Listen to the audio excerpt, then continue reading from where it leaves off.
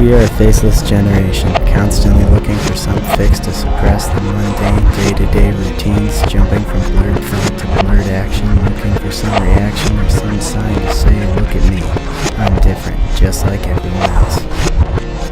Just let us go, fade away into the woodwork. We might as well live for now, because there might not be a then, but what about when there is?